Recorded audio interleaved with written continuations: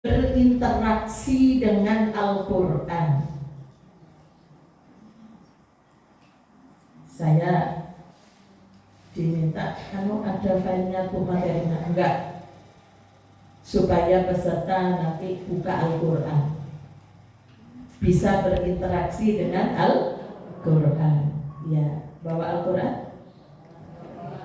Nah, di HP nanti kalau di rumah jangan ngaji pakai HP, iklannya banyak, gak iso ngaji nanti tuku tas.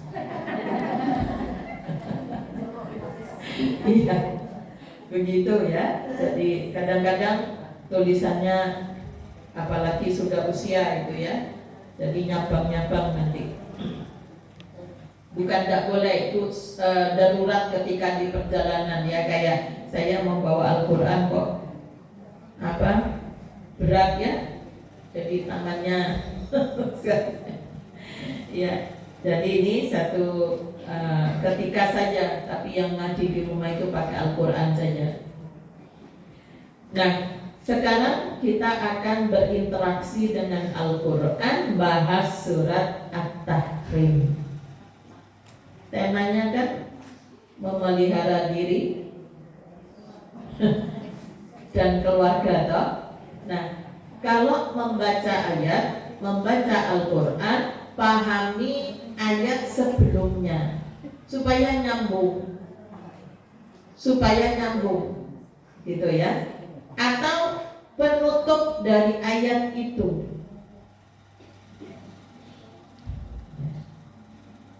Saya ngaji ibu-ibu di rumah itu Al-Baqarah, setelah hatam, apa yang pertama isinya Al-Baqarah itu tentang apa saja, Bu? Apa ya, bisik-bisik, lampiran tahun barusan kok gak paham. Pertanyaan kedua, ayat mana tahun ini yang bisa kita amalkan? Yang belum, supaya ada program. Ya, jadi nggak usah satu-satu. Kandungan Al-Baqarah itu apa sih? Ya, tentang takwa itu diulang 2 kali. Nah, sekarang kita bahas tentang surat At-Tahrim. Artinya apa? Mengharamkan. Surat At-Tahrim itu diawali dengan bukan ya ayyuhalladzina amanu, tapi ya ayyuhan nabi. Ya, kitabnya kepada siapa sasarannya? Kepada Nabi. Kalau sudah kepada Nabi Muhammad, termasuk pengikutnya Nabi Muhammad, karena bisa jadi terulang peristiwa itu. Ya, teguran kepada Rasulullah ini. Lima tuharrimu ma ahallallahu lak. Ya, maknanya itu pertanyaan, mengapa engkau mengharamkan apa yang dihalalkan Allah bagimu? Tabtaghi mardata azwajik. Ya, engkau lakukan itu kan hanya ingin menyenangkan istrimu, bukan menyenangkan Allah, tapi hanya ingin menyenangkan azwajik, pasangan. Wallahu ghafurur rahim, dan Allah Maha Pengampun lagi Maha Penyayang. Ayat ini ditutup dengan Allah, artinya dan taubat kembali. Ya, karena Rasulullah ada apa sejarahnya itu, Bu? Siapa ininya, penggeraknya? Istri Nabi yang bernama siapa? Hafsah ya. Putrinya Umar. Menteri lah kalau sekarang. Ya. Terus yang satunya Aisyah. Putrinya siapa? Abu Bakar. Karena masih muda ya, junior sama senior. Yang disuruh oleh Hafsah itu Aisyah.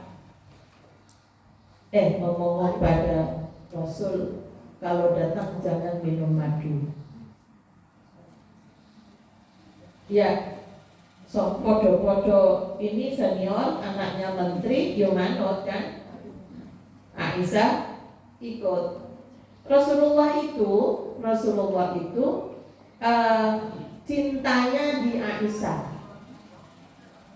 Cintanya di Aisyah, hatiku di Khadijah. Kan begitu toh? Kenapa kok cinta? Karena yang diharapkan bisa meneruskan perjuangan Rasulullah yang banyak hafalannya, yang cerdas, ya cepat menyimpan memorinya agama itu ada di Aisyah, separuh ada di Aisyah. Hadis ya, penyimpan data-data agama itu ada di, ya jadi bukan hanya karena mudanya.